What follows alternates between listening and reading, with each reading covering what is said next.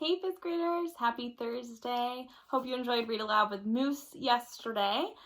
We will be reading chapter 7 of the Unteachables with permission from Scholastic. And this chapter is all about Kiana Rubini. I'm still in SCS 8. Well, technically I'm in nothing since I never officially enrolled in school. Back on the first day, Chauncey turned out to have the stomach flu. That's why he barfed. Like there's an...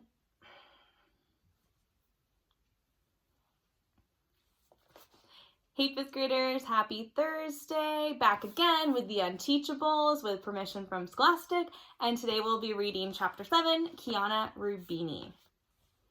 I'm still in SCS 8. Well, technically I'm in nothing since I never officially enrolled in school. Back on the first day, Chauncey turned out to have stomach flu. That's why he barfed. Like there needs to be a reason for him to paint the town, so Stepmonster never showed up to register me. That night, eating takeout pizza for dinner while feeding Chauncey medicine out of an eyedropper, she asked me, "Kiana, did you get everything straightened out with the office?" "Geez Louise," my father exclaimed. "You were supposed to take care of that." "Chauncey got sick," she began defensively. "It's okay," I interrupted. "It's all taken care of."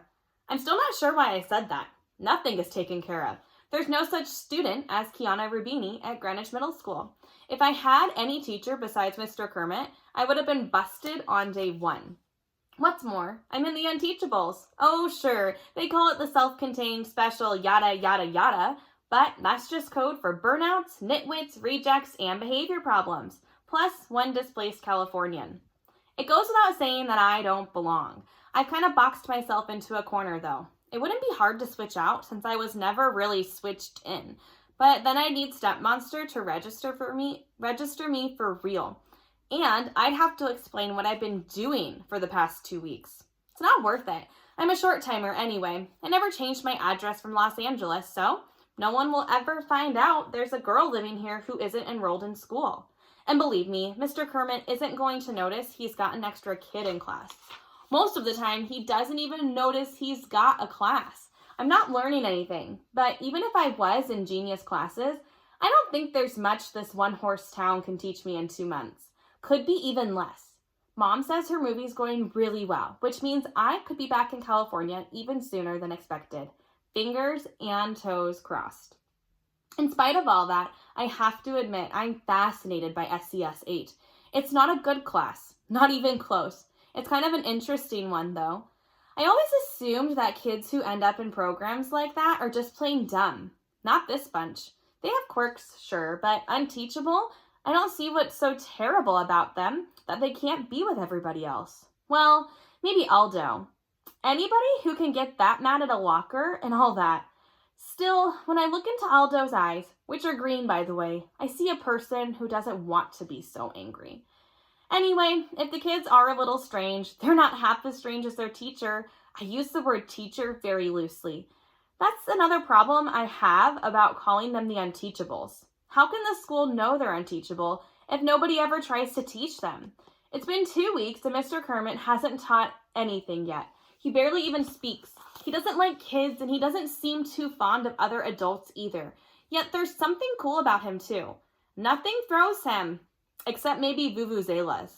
Anybody who could put out a trash can bonfire with a cup of coffee and never mention it must have ice water in his veins, even by LA standards. And just when you think you've got him figured out, something new about him comes out, like his secret past with Miss Fountain's mother, or when he fought like a tiger to get Barnstorm included in the pep rally. Now Barnstorm is fully reinstated to the Golden Eagles. He even stands on the sidelines at football games, leaning on his crutches and dispensing advice to the players. He has Mr. Kermit to thank for that. One day, Barnstorm is off at a team meeting when Miss Fountain pokes her head into the room. "Mr. Kermit," she calls, "my group is about to have circle time, and we were wondering if you and your students might like to join us." "Circle time?" he repeats, mystified. I stare at our teacher. How could anybody in the school business never have heard about circle time? "You know," I explain, "like the little kids do." "It's not just for little kids," Miss Fountain corrects. "It's for everybody. Positive reinforcement is something you never grow out of. Think of how much better our world would be if national leaders would only sit in a circle and be kind and civil to one another.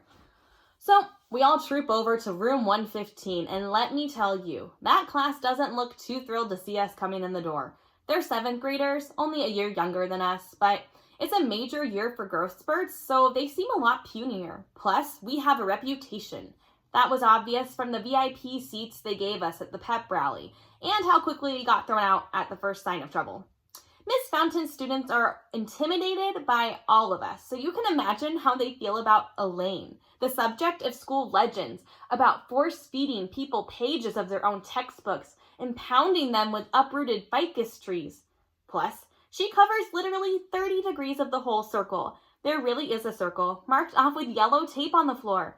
In the middle is a smiley face, also in yellow tape. If my friends in LA could see me now. On second thought, God forbid, kid drivers, Unteachables, and now this, Greenwich sure is some town. Mr. Kermit doesn't want to sit on the floor with us, but Miss Fountain does it, so he has to do it too. There's a lot of groaning as he lowers himself down in a crack that might be from a hip joint. He balances the bucket of coffee precariously on his lap. The room is like an overgrown kindergarten class. Bright colors blaze from every wall. There are class lists with multicolored stars awarded. Every single piece of information comes in a voice bubble emerging from the mouth of a happy cartoon animal. Susie the science snake and Harvey the hall pass hippo. I'd probably like it if I was about Chauncey's age. Mateo does like it. He lives his life through fictional characters anyway. He lingers in front of the big posters, drinking in the details of the vibrant caricatures. Mr. Kermit has to order him to take a seat in the circle. Miss Fountain even has a real animal in a glass terrarium in the corner of the room under a sign proclaiming him to be Vladimir. It's some kind of lizard, about 8 inches long. A miniature Gorn, Mateo blurts. He's a gecko, a 7th grader corrects. Parker snaps his fingers. Ooh, like that lizard from the TV commercials. He's a gold dust day gecko, Miss Fountain explains. You can tell by the flecks of yellow in his scales. Gorns are from Star Trek, Mateo supplies, although nobody asked for an explanation.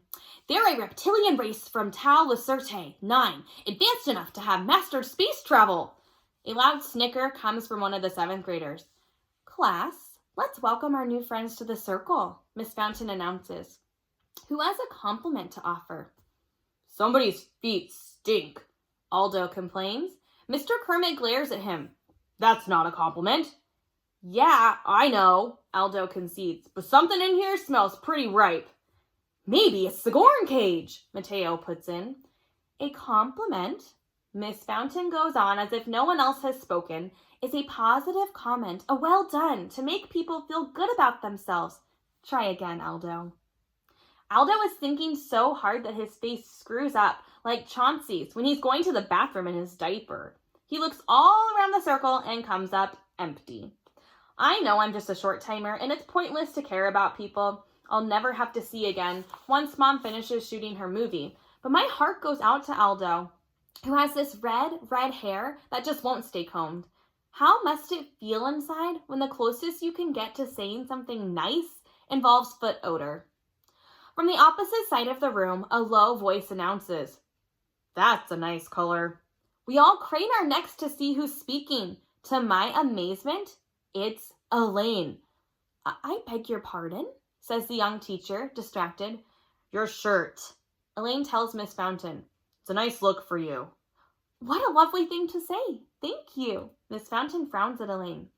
I don't think I know your name. I don't think so either. Elaine rumbles back. Miss Fountain turns questioningly to Mr. Kermit, who gives her a blank shrug. That's Elaine, I exclaim. We've been in class with him for 2 weeks. Doesn't he know any of us? A few whispered murmurs of rhymes with pain come from our class and the 7th graders. A voice sounds in the hall. Where'd everybody go? A moment later, Barnstorm swings into the doorway on his crutches, fresh from his meeting with the football team. I was wondering where you guys... Hey, check it out. Circle time. Join our circle, Miss Fountain invites. Why don't you share how you hurt your leg? I'm guessing it was a football injury. No way, Barnstorm scoffs. The tackler isn't born who can catch me. I was changing a light bulb in the bathroom and I slipped off the toilet seat. I can see it coming, but I'm powerless to stop it. As Barnstorm plops himself down on the floor next to Aldo, one of his crutches whacks the red-haired boy on the side of the head. Ow! Enraged Aldo sweeps the offending crutch aside, knocking it into the corner. The rubber tip clips the cover on the lizard terrarium, sending it skittering across the floor. The Gorn! Mateo exclaims. Vladimir! Cry several of the 7th graders. The gecko is out of his home like a shot. He does a quick loop of the room and finds the door post-haste. Mateo frowns. Gorns are slow and prodding in Star Trek. I guess Star Trek isn't that much like real life, Parker observes. You can say that again. There's nothing slow or lazy about Vladimir. By the time the first 7th graders reach the hall, their class pet is long gone. I'm kind of impressed by how calm Miss Fountain stays. She's all business on the intercom with the office, describing the escaped lizard. Thank you for a very enjoyable, circle time, Mr. Kermit says formally. We should probably say our goodbyes, though.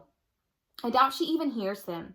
Back in room 117, I'm thinking now we're really going to get it. But our teacher silently returns to his crossword puzzle, leaving us to do the worksheets on our desks. All right, that was chapter 7. I will see you all tomorrow for Friday and chapter 8. Have a great night. Bye, guys.